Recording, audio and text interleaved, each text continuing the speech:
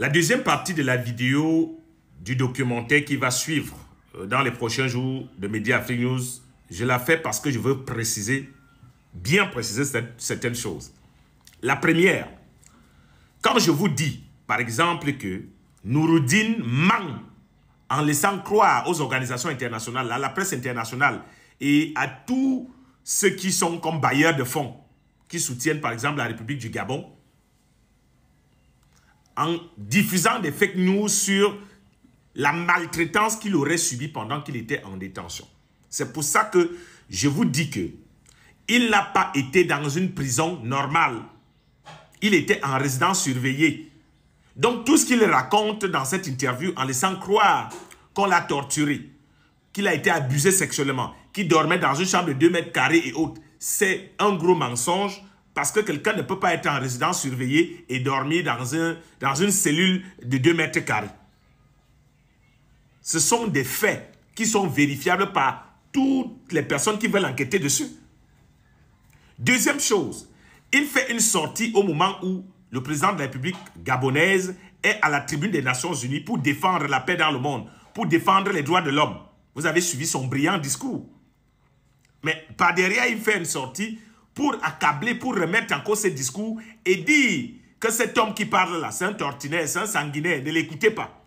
Ce n'est pas pour rien qu'il choisit un média britannique et il choisit de s'exprimer dans la langue de Shakespeare, qui est une langue aujourd'hui universelle. Parce que justement, il veut jeter le discrédit sur l'État gabonais pour que tous les bailleurs de fonds, les organisations non gouvernementales, les organisations internationales regardent le Gabon comme un État tortionnaire, comme un État sanguinaire.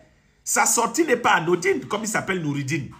Il sait très bien ce qu'il fait et il sait très bien qu'il a choisi un bon timing.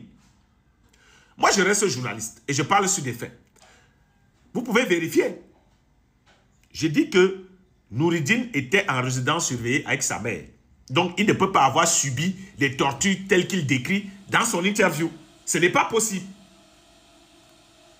Ce n'est même pas possible. De la même manière, il ne peut pas dire, ça c'est offensant quand même de dire que je ne me sens pas culturellement gabonais.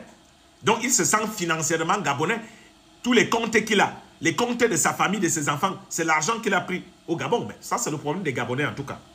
Moi, je parle juste des faits journalistiques. Parce qu'en tant qu'employé des médias Afrique News que j'étais au moment où nous tournions ce documentaire, j'estime qu'il était d'un devoir journalistique de révéler la vérité. Et les faits sont là.